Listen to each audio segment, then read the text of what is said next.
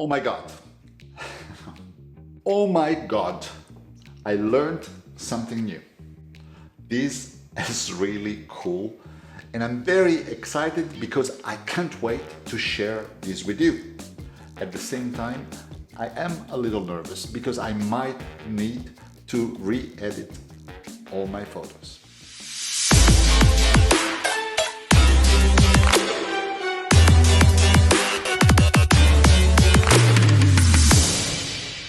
It's been a while since we did a proper intro, so here we go. Welcome to my channel. Here we talk about photography and I make videos just like this one where I share some editing tips that anybody can follow. So if you love photography like me, it might be a good idea to subscribe. Today I'm going to share with you one single Lightroom tool that is going to add magic to all your landscape photography. Trust me. I've been using Lightroom for I don't know how many years, maybe 7 years, and I'm not sure why I overlooked at this panel for so long. I'm talking about the calibration panel. I ignored the calibration panel forever. I watched some of my old Lightroom tutorial videos and I saw that the camera color profile used to be in that panel. Then maybe over a year and a half ago, they moved it to the basic panel. And that's when I stopped even opening the calibration panel. There are only 9 panels in the develop module of Lightroom. And for all this time, I've been using only 8. Maybe you too. I will show you why we missed out.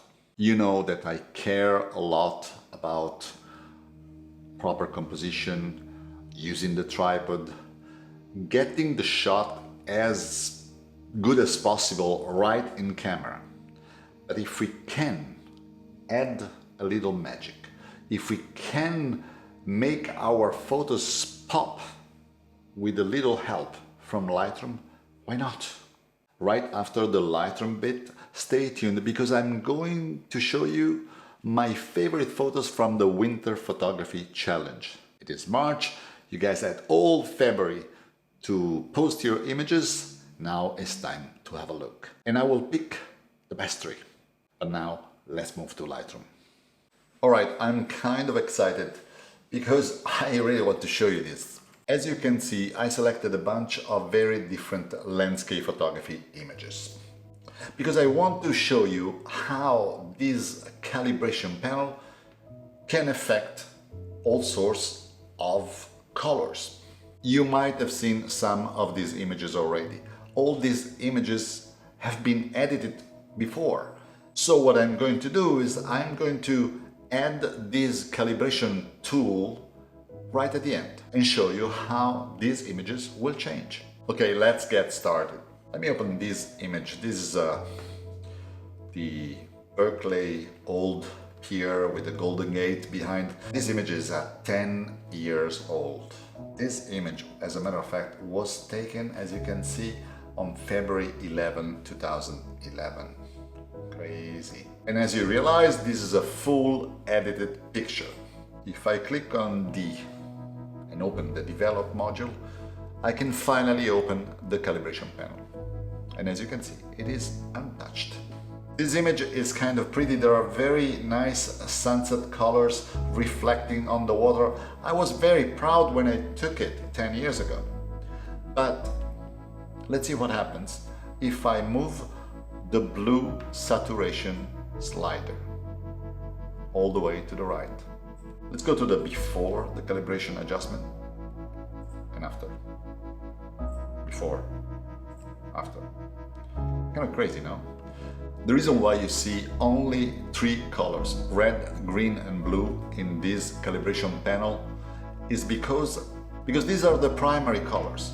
And basically changing the hue or the saturation of one color is actually affecting every single pixel in the photo.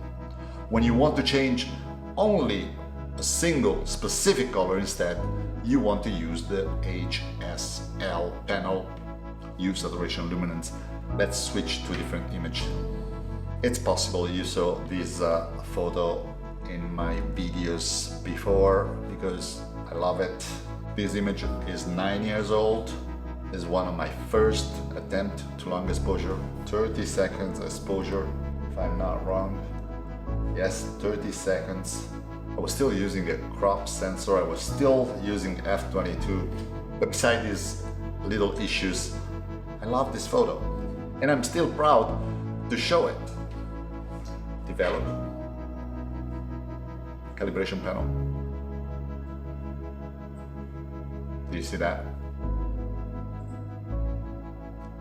Crazy. It's subtle, it affects every single color, and if I think that is too much, of course, I can move it back a little bit. I like you to pay attention not only to the blue, but also to the color of the rock.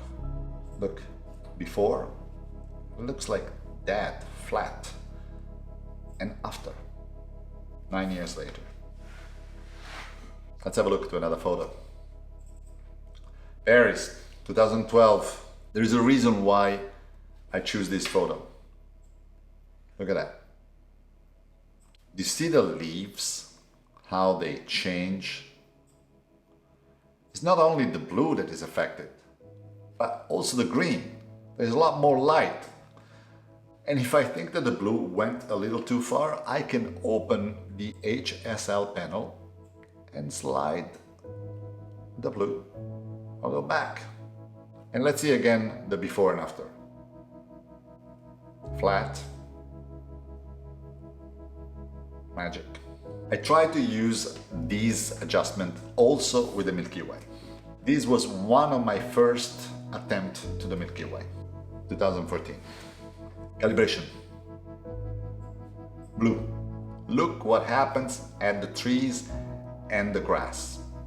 Before, after. Don't you think it makes a difference? Lake Tahoe. Calibration. Boom. Maybe a little too much in this case. I don't have to use the 100%. I can move back. 73. Even 50.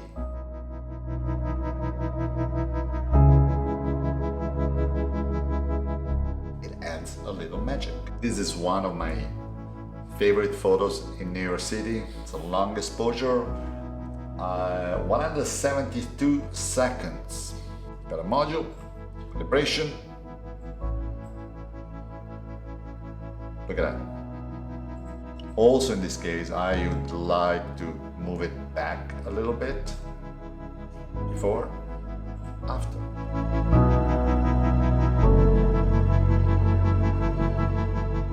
I don't particularly like this photo, but the reason why I'm showing you this photo is because I want to demonstrate how moving the blue saturation slider will affect the grass and the green.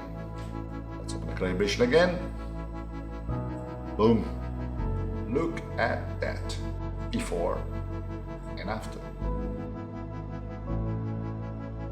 Another image. Oregon, Mount Hood. This is a Trillium Lake.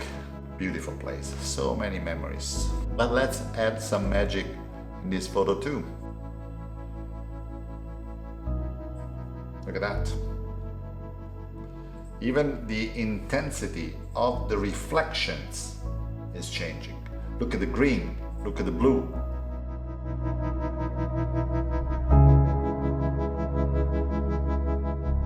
I noticed, because I've been playing around with the other two colors, the green and the red, that the blue is the most effective for landscape photography.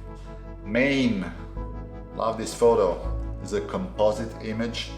Of course, the lady in red could not stand still for 179 seconds. Finally using f8. D for develop. Let's open the calibration. Look what happens at the red as well. just a different intensity. In this case, I think it's a little too much though, and I will just slide back, maybe right there, 50%. But there's still a little magic, not only on the blues, not only on the red, but also on the rocks. They just have more life. That's what I think.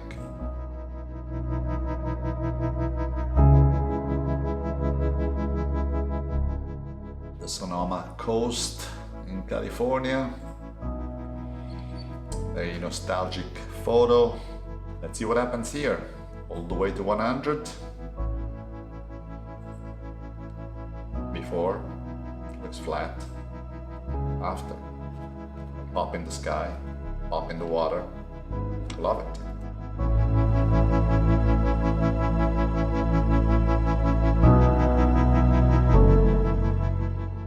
Tahoe. I picked this photo because I want you to see what happens to the leaves on these trees. Let me move the slider to 100. Do you see that?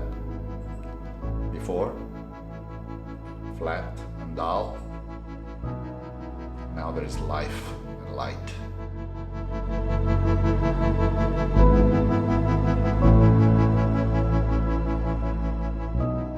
Very last photo, the beautiful Attilio church in Iceland. See what happens here by moving the saturation slider all the way to the right. Look at the grass. It's just magic.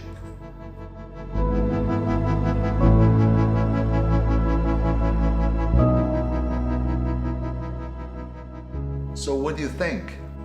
Isn't it worthy to open also the 9th panel of the develop module? I think so. But now enough with my photos, let's see some of yours.